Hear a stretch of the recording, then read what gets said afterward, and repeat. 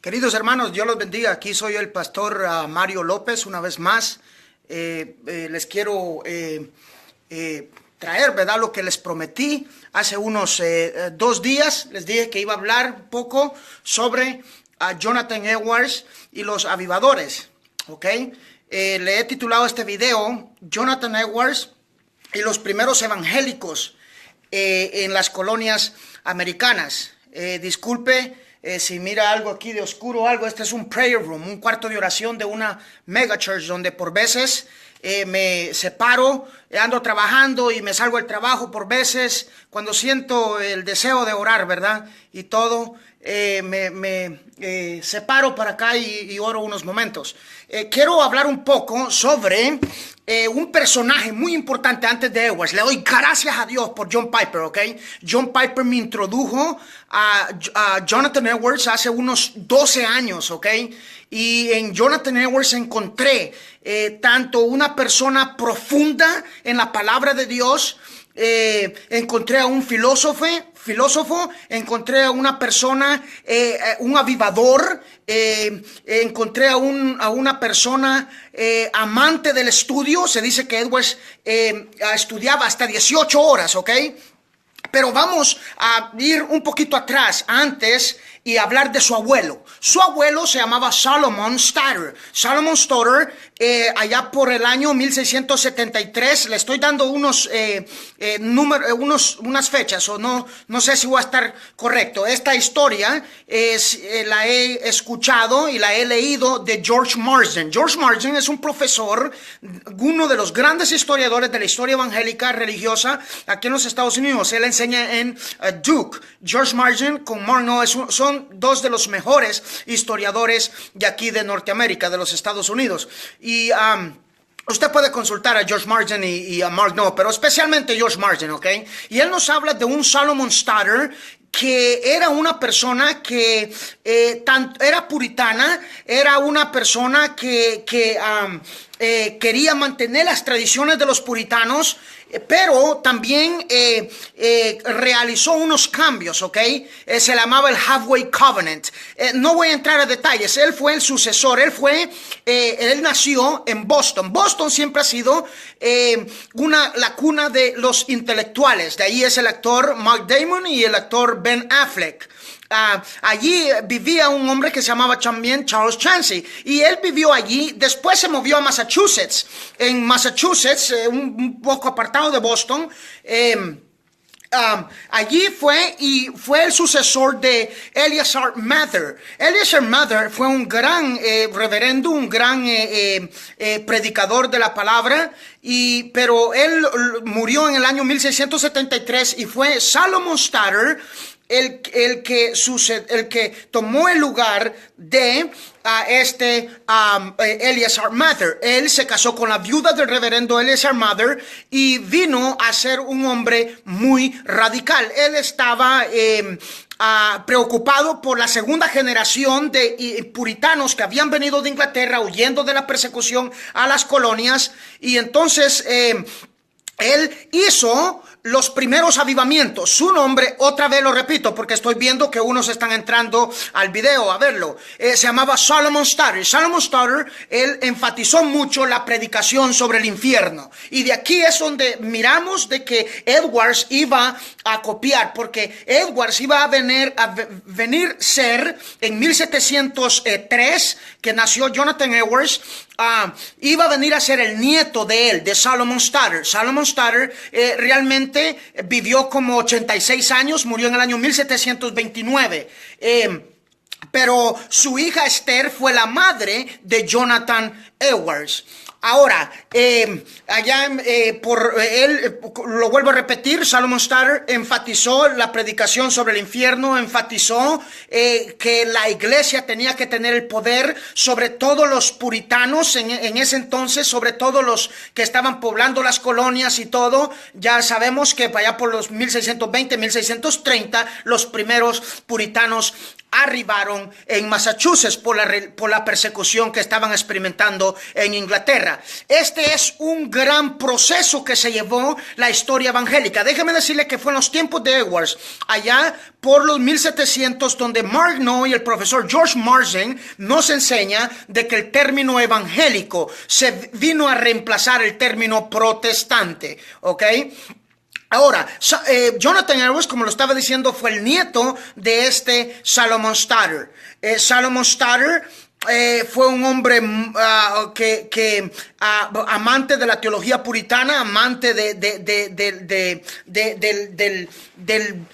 del Señor, amante del reino de Dios. Usted sabe que los puritanos tenían una cosmovisión de establecer el reino de Dios. Ellos, la mayoría eran postmilenialistas. Ellos entendían por veces que venía una hora, un milenio, 1000 años de una edad de oro. Esto es lo que se le llama postmilenialismo, ¿ok? Donde varios derramamientos del Espíritu Santo se iban a venir en la historia de la iglesia. Y es ahí donde Jonathan Edwards iba a agarrar su escatología postmilenialista. En 1703 nace Jonathan Edwards y él tuvo una gran familia. Sabemos, Jonathan Edwards, que iba a ser famoso en 1741, el julio 8, que en Massachusetts iba a predicar ese gran sermón que ha impactado la literatura evangélica, que se llama Pecadores en las manos de un Dios airado. Ese muchacho iba a los 18 años a ingresar a la universidad, yo creo que sí, era Yale, creo yo, a los 14 años creo yo que fue, y sabemos de que él, por su ambiente, estamos hablando de que Salomon Stoddard, este hombre devoto, puritano, este hombre que sobreenfatizó la predicación del infierno, amante de la palabra, y se preocupó por la segunda generación de ingleses que habían venido de Europa a las colonias norteamericanas. Era su nieto, era su abuelo. Entonces sabemos, Salomon Stoddard, lo vuelvo a repetir, vivió 86 años, así que Jonathan Edwards eventualmente vino a ser el sucesor de su abuelo en la iglesia de Massachusetts, una iglesia congregacional de teología y convicciones calvinistas. Ellos eran muy apegados a la teología reformada, al puritanismo del señor William Perkins, ese gran predicador y fundador del puritanismo inglés, como se le llamaba al gran señor William Perkins. Ahora, Jonathan Edwards en 1729, George Marsden nos dice de que los jóvenes, usualmente cuando Salomon Stoddard estaba en sus años de vejez, se burlaban de él, y en estos tiempos también era común los sleepovers, que en Norteamérica se le llaman, y usualmente también los muchachos se iban a quedar con sus amigas, con sus amigos en sus casas, pero sabemos que en el contexto donde todos básicamente eran evangélicos, eran puritanos, por así decirlo. No, por lo que yo sé, la historia poca que yo he leído, ¿ok? No veo yo un pluralismo de religiones coexistiendo en las colonias allá por los 1730. Ahora, en 1729 muere Salomon Stoddard, el día de reposo se guarda, y siempre ha sido mi convicción, querido hermano, aunque yo sé que el mundo evangélico no se le puede predicar sobre estas cosas porque tenemos muchos quehaceres, le rendimos culto al Señor por una hora y ya estamos apurados porque nos queremos ir para la casa. Pero ahora, Jonathan Edwards, como su tradición puritana lo demandaba, el día de reposo se guardaba tal como la ley del Antiguo Testamento. La ley del Antiguo Testamento, no ceremonial, sino la ley moral del Antiguo Testamento, siempre ha jugado una parte importante en la teología reformada. Entonces, Jonathan Edwards comienza a hablar, le comienza a preocuparse por los jóvenes. Fíjese bien que este muchacho a los 20 años, 21 años, sus biógrafos nos dicen que escribió como 70 resoluciones donde él las escribe, y muchas de ellas es de un joven muy devoto, un hombre que obviamente Dios lo había diseñado para ese papel que iba a ejercer y que iba 300 años después. Mira, hermano, yo cuando leo a este hombre, yo digo, este hombre amaba a Dios. Se dice que su palabra más usual que usaba era dulce, dulce presencia de Dios, ¿ok? Dulce, sweetness. Ahora, entonces él comienza a hablar sobre preservar el día de reposo muy santo, los domingos. Y los domingos, después del culto de 3 horas de predicación por veces, 2 servicios por veces, entre los puritanos, los jóvenes tenían el hábito de irse después como a las 9 o 10 de la noche y a estar hablando vanidades, usted sabe. Entonces, Jonathan Edwards comienza a hablar y a amonestarlos, a reprenderlos, a decirles tenemos que volver a nuestras tradiciones puritanas que nos han dado este evangelio puro, la palabra. Dios nos puede castigar. Ya en 1727 George Marsden nos dice de que había temblado en Massachusetts, y Edwards, no como los reformados contemporáneos que yo tengo problema con ellos, él entendió de que Dios usa medios naturales que ahora le llaman madre naturaleza, o como yo escribí el sermón del domingo, o tiembla la tierra y son las placas arquitectónicas y le damos un montón de cosas. Pero Edwards, estudiante de la palabra, amante de la palabra, entiende de que Dios le está anunciando a Massachusetts, le está anunciando a los puritanos, a los de segunda y tercera generación de puritanos aquí en las colonias americanas, de que se tienen que arrepentir, que tienen que volver al pacto, tienen que volver a Dios. Entonces, ya para el 1729, lo repito, muere Salomon Stoddard. Los muchachos están hablando vanidades después del día de reposo, después que se acaban todas las actividades religiosas, y entonces viene y comienza a predicar una serie de sermones, ¿ok? De volver a Dios y esto y lo otro. Entonces ya se oye la fama un poco la fama de Whitefield. Está predicando en los campos de Inglaterra. Ya creo que Wesley vino como en 1738, si bien me recuerdo. Pero ya se están,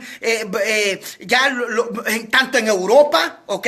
Tanto en Europa, tanto en Inglaterra, tanto en las colonias, muchos están hablando de que han perdido el evangelio. Entonces, para 1735 por allí, o 1737, le estoy dando unos números así, empiezan a hablar sobre avivamientos, ¿ok? Salomon Stoddard, para allí por los 1680, 1690, fue el primer innovador de avivamientos, de predicar al aire libre y hablar de avivamientos, ¿ok? Entonces, por allá por 1735, Jonathan Edwards experimenta un avivamiento, ¿ok? En su pequeña iglesia en Massachusetts, y después como que se va la presencia del Señor. Esto es normal en la historia de la iglesia y también en la palabra. Se va la presencia del Señor, y Jonathan Edwards, un gran amante de Dios, sabemos, era tan amante, hermano, que él, y pensador, de que sus volúmenes todavía los están traduciendo a un lenguaje como contemporáneo, Yale o Princeton, la Universidad de Princeton, hasta el día de hoy, ¿ok? Se dicen, yo he leído la biografía de él como de 300 páginas, la biografía condensada de él, la más grande de Marden, tiene como 700 páginas, es bastante.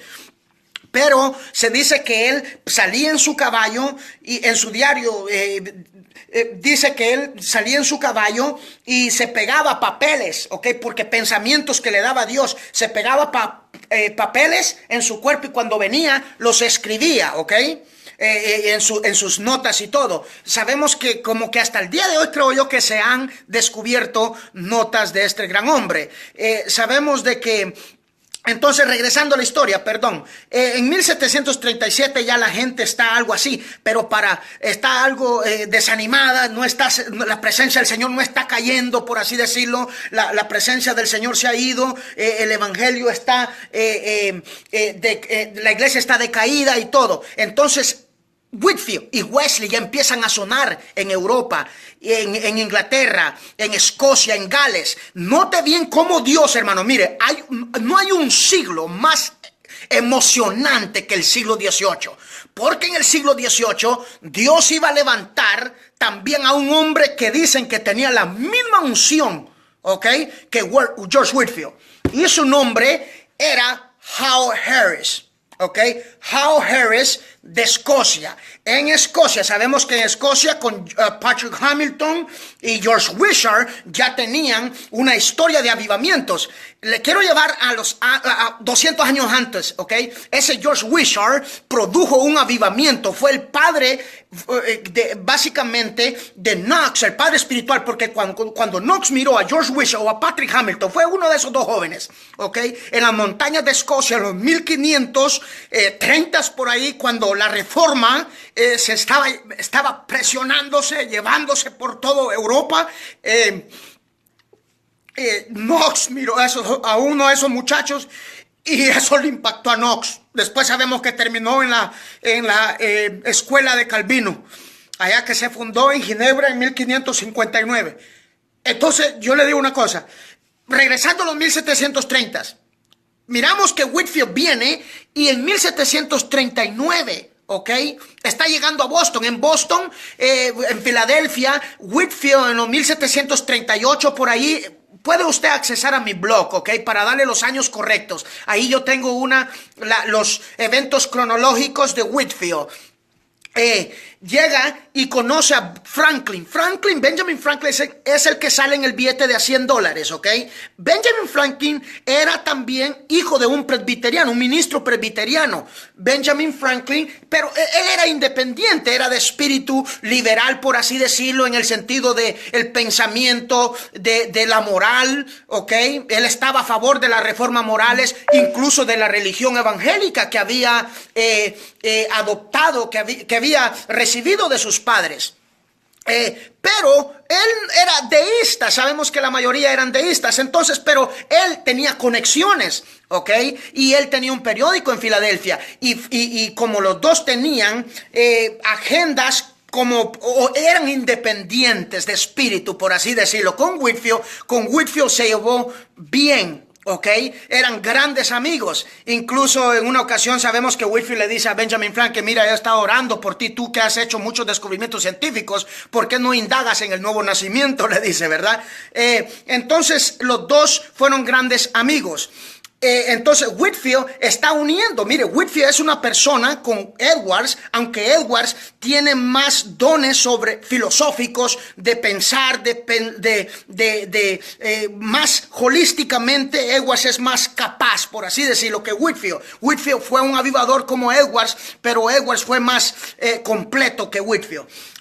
Whitefield le pega una visitada a Edwards en 1739. Como le digo, tendría que 1739 creo yo que fue.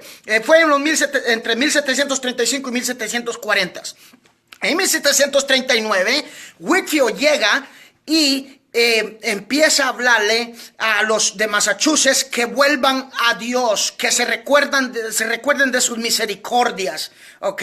Que no se deslicen más, que regresen a su Dios. Y él narra, después dice el señor Edwards, dice el reverendo Edwards, quien es un hombre de Dios, dice, estuvo llorando en todos los sermones que prediqué. Después que Whitefield, ¿ok?, se va, Massachusetts empieza a tener un avivamiento. O sea, donde sea que iba Whitefield, se producían avivamientos, conversiones. Mira, hermano, cuando despidió, dice George Marsden que 7 veces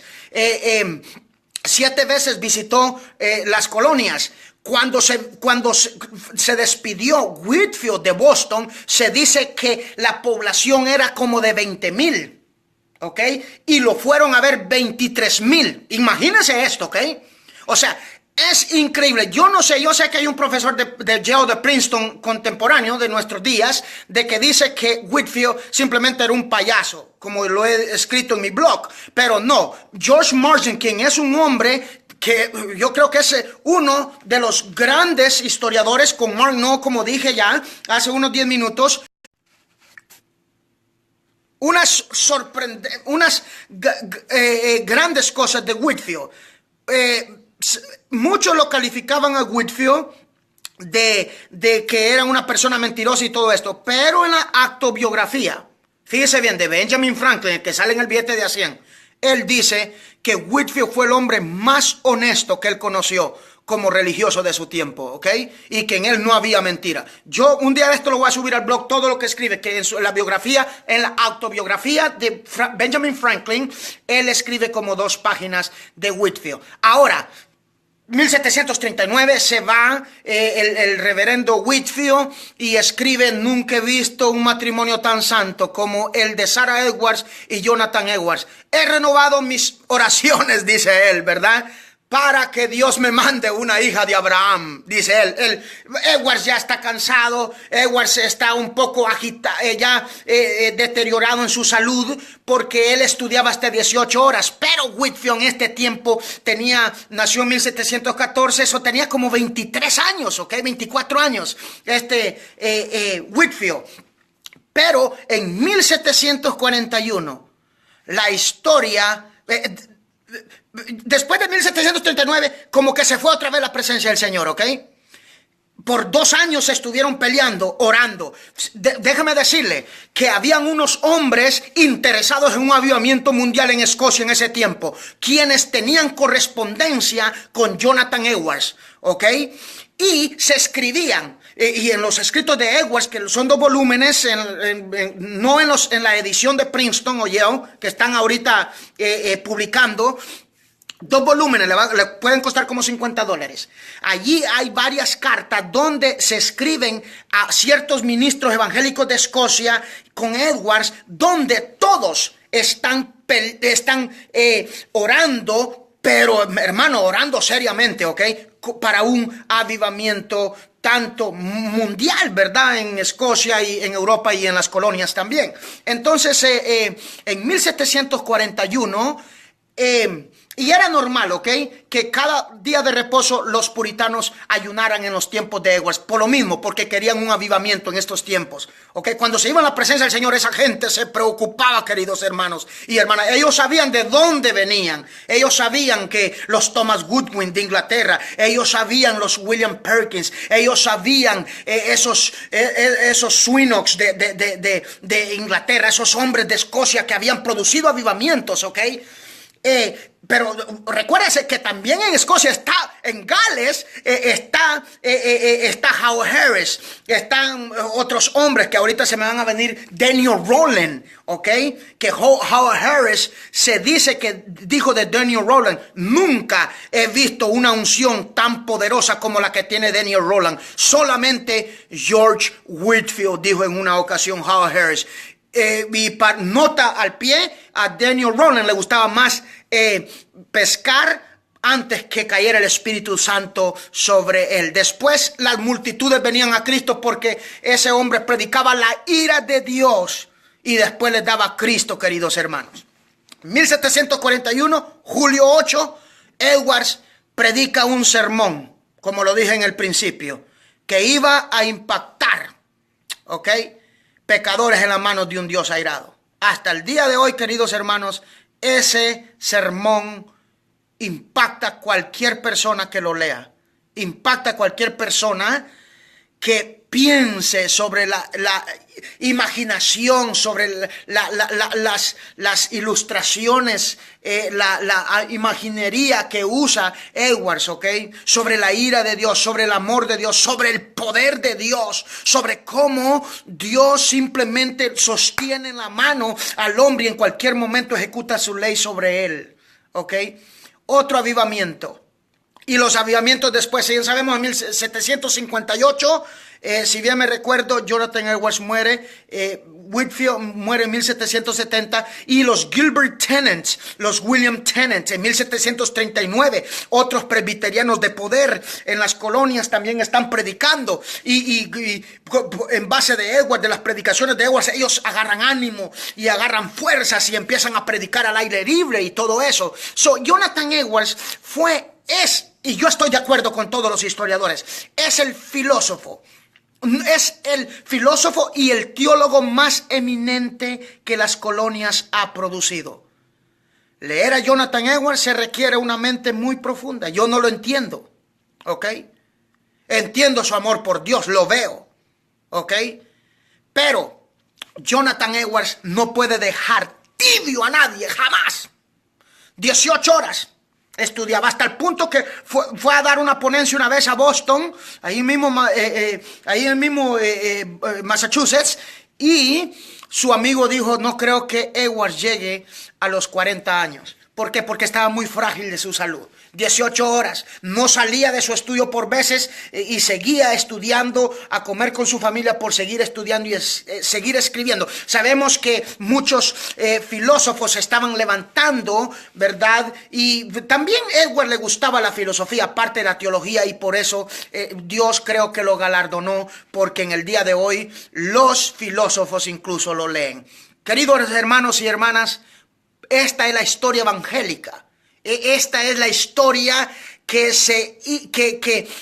estableció al movimiento evangélico y donde el Espíritu Santo cayó de todas maneras, tanto en la predicación, avivadores, con filósofos cristianos como Edwards, como personas que estaban interesados en el reino de Dios, que tenían una escatología postmilenialista, ¿ok? No una escatología de derrota. No. Ellos tenían una escatología de triunfo, de poder. Miramos que en los 1830 por ahí, el ministro presbiteriano, que Lectures on Revival se llamaba, él dijo esto, ¿ok? Y se dice que Martin Luther, ese librito era uno de sus preferidos. Se dice, antes que termine el milenio, las efusiones del Espíritu serán mayores y habrá una gran cosecha de almas. Sabemos una vez más que Edwards era postmilenialista. Hay muchas historias. El siglo XVIII es el más excelente, es el más emocionante que existe en la historia evangélica. Lo vuelvo a repetir, con esos grandes obras, con los Edwards, con Wesley viniendo aquí, con Whitefield. Mire, hermano, una vez iba a predicar Whitefield en una ocasión y un hombre tiró el asadón y fue a agarrar a su esposa y dijo, Whitefield va a estar allá en un lado. Whitefield va a estar allá, lo tenemos que ir a ver. Y cada uno, y por veces ella se subía al caballo y ella se bajaba y después se subía y corría. O sea, la gente se agitaba al ver a este hombre George Whitefield. Pero sabemos que el que puso las bases fue Solomon Stoddard. Solomon Stoddard fue el primer innovador respecto a las campañas evangelísticas, por así decirlo, hablar de avivamiento y todo eso, que fue el abuelo de Jonathan Edwards. Queridos hermanos, necesitamos orar porque el poder de Dios es real. Necesitamos el poder de Dios para predicar. Necesitamos una teología sana. Necesitamos una sana doctrina. Necesitamos compungirnos. Necesitamos pagar el precio, por así decirlo. Fíjense que Jonathan Edwards, cuando terminó de predicar ese sermón, a cuarto de milla se dice que un hombre oía gritos. La gente decía, quiero recibir a Cristo, me estoy quemando en esta llama. Esto lo dicen los historiadores. ¿Ok? Miramos de que y no había manipulación porque Edwards leía su manuscrito, él escribía sus sermones, no era espontáneo como Whitefield. Whitefield los escribía y después se los memorizaba, pero Edwards no, Edwards él los leía básicamente, pero la presencia de Dios sobre ese hombre, las experiencias que él narra, los raptos espirituales, por así decirlo, que él habla. Mira, hermano, es por eso que yo no entiendo a la mayoría de reformados en el día de hoy. Con los William Tennant, la familia Tennant, el padre William Tennant con sus dos hijos. Como los presbiterianos predicaban al aire libre en los 1739 con la familia de los Tennant. Gilbert Tennant, el hijo de William Tennant. Y podemos hablar, tal vez después hablo de predicadores bautistas de poder que se levantaron allá por los 1770s y 80. No he leído mucho sobre esto, solo que yo le estoy diciendo el poco que he leído. Y lo poco que he leído es que los puritanos están dominando. Los puritanos allá en los 1730s, 1740s, y todo empieza por los 1670s, como ya dije, cuando Salomon Stoddard reemplazó en la iglesia de Massachusetts a Eleazar Mather, quien fue Salomon Stoddard, quien fue el abuelo de Jonathan Edwards vía Esther Edwards. Así que miramos que Edwards viene de un gran legado puritano. Yo no entiendo, lo vuelvo a repetir otra vez, los presbiterianos de hoy. Yo no los entiendo, con todo respeto. A mí me han ayudado tanto los presbiterianos como bautistas en el día de hoy, en mi teología, en mi comprensión de la Biblia. Y no porque ellos me convencieron, he leído la palabra del Señor muchas veces, pero lo que no entiendo es dónde está la pasión de predicarle al inconverso. Estamos y va de conferencias a nosotros, conferencia aquí, conferencia allá y todo. Pero ¿dónde está el amor a los inconversos? ¿Dónde están las campañas al aire libre, por así decirlo? Miren, los 1730s. Como los Tennants, como los Whitfield, como el Howard Harris, allá en Escocia, en Gales, como el otro señor Daniel Rowland, como esos hombres ganaron miles de almas, porque esa gente sabía de que Dios pues amaba a los pecadores, su teología calvinista no los detenía, sino que su teología calvinista era una teología experimental. Fue el experimental Christ, el Cristo de la experiencia o experimental, que aquel John Elijah en Gales en los 1780, quien fue influenciado por los escritos de Whitfield, ya Whitfield había muerto, que predicó, y la feria anual que se celebraba ya en la decadencia, en medio de la impiedad en Gales, fue que trajo avivamiento otra vez. Mi alma te alaba, Señor. Miramos eso, ¿ok? Necesitamos regresar a esos escritos. Yo le doy gracias a Piper porque me introdujo una vez más. Hace 12 años que mencionó Jonathan Edwards. Y como siempre he sido un curioso, pues yo empecé a coleccionar libros, agarré sus obras, empecé a ver, y entonces después voy descubriendo a Whitfield, y voy descubriendo a Spurgeon, y voy descubriendo a esos grandes hombres de Dios. Son esos escritos que a mí me animan cada momento. Mira, hermano, es raro que lea a Whitfield y no llore, como decía Spurgeon. Nadie puede quedarse tibio, como lo decía en un momento yo. E incluso Spurgeon lo dijo. Nadie puede quedarse tibio cuando lee a ese Whitfield. Lo hace sentir a uno como que está mal con Dios. Eso es lo que Dios básicamente dio a entender. Pero yo le digo, ¿dónde está nuestra pasión? ¿Sabe que el Cristo experimental es aquel que un Cristo vivo? Es como Juan 5:39-40, ¿no? Que dice esto: escudriñad las escrituras porque ahí se encuentra la vida eterna y ellas son las que dan testimonio de mí. Y después dice esto, ¿ok? Y no queréis venir a mí para que tengáis vida. Es decir, hay que estudiar la palabra del Señor, queridos hermanos y hermanas. Una cosa que me llamó de los puritanos. Mire, yo no he leído, yo sé frases y he leído como unos 5 libros completos de los puritanos, para ser honesto. Pero fue una cosa que me llamó la atención, que esa gente llenaba de textos sus sermones porque conocían la Biblia. Y como yo he sido un amante de la Biblia siempre, ¿ok? Por los últimos 15 años desde que el Señor cambió mi alma, cambió mi ser, cambió mi corazón, entonces me llamaron la atención. Necesitamos orar para tener a ese Cristo, ¿ok? Hay que sacarlo de las páginas de la Biblia, por así decirlo, para hacerlo nuestro, amarlo, besarlo, por así decirlo, rendirnos a Él. Y decirle que nos llene de su espíritu y que lo queremos predicar y que Él sea el medio de nuestra predicación y que la gente lo vea a Él cuando hablemos, cuando prediquemos, cuando aconsejamos, que sea el Cristo el medio de nuestra vida. Necesitamos oración. Sin oración no hay nada, queridos hermanos. Este género no sale. Hay decadencia en el mundo evangélico en el día de hoy. A ver, hay conferencias, hay un falso evangelismo, hay jóvenes corriendo de aquí para allá, jóvenes que se congregan en iglesias porque ahí hay programas, allí hay esto y lo otro, pero no están interesados en la palabra del Señor. No estamos viviendo en santidad. Queremos que el Espíritu de Dios hable ¿ok? A través de nosotros. El domingo que yo predicaba ese manuscrito que subí al blog, fue la primera vez que me quebrantó el Señor. Y no fue porque yo me consagré más, esto y lo otro. No. Simplemente, ¿sabe qué? Después tal vez hablo sobre esto. No consulté ningún comentario. Simplemente me basé en mi texto, Isaías 26, del 9 al 11. Y empecé a tratar de escribir el manuscrito. Y lo hice al estilo puritano. 3 puntos y ya. Nunca he ido a un seminario, pero trato lo mejor. Y como le digo, necesitamos, hay una gran diferencia, escuchar a Keller y escuchar a Piper, ¿ok?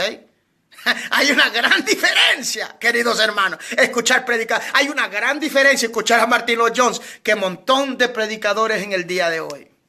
Queridos hermanos y hermanas, busquemos al Señor, busquemos el Espíritu de Dios. Mi evangelio no llegó a vosotros con palabras solamente, sino en el Espíritu, en profunda convicción, le dice Pablo a los de Tesalónica. Dios me los bendiga, ¿ok?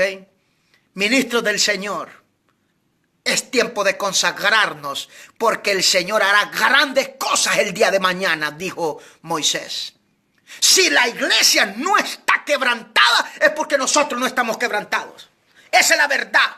El debate más feo y más tonto que yo he tenido en Facebook es cuando un ministro reformado me dijo en Facebook: pero nosotros no debemos de vivir mejor que los que se sientan en los bancos. Todos somos igual. Sí, amén. Todos somos igual. Todos somos sacerdotes delante del Señor. Pero ¿cómo yo voy a querer santidad en mi pueblo? En el pueblo que ministro, en la congregación que ministro, si yo no estoy viviendo en santidad. ¿Cómo yo voy a proyectar la presencia? ¿Cómo yo les voy a decir, busquen a Dios? Y yo no estoy buscando a Dios. ¿Cómo yo voy a decir, amen la Biblia? Pero yo no estoy amando la Biblia, no me la memorizo. ¿Cómo es eso? No se puede. Edwards era una persona que predicaba, ¿ok? No había manipulación, ¿ok? Predicaba, pero la presencia del Señor iba con él. Cuando la presencia del Señor corre con alguien, no hay nadie que lo detenga. Whitfield, la presencia era demasiado, ¿ok? Era demasiado. Howard Harris, estos hombres, ¿ok? De Gales. Y después podemos hablar más, pero yo le digo una cosa.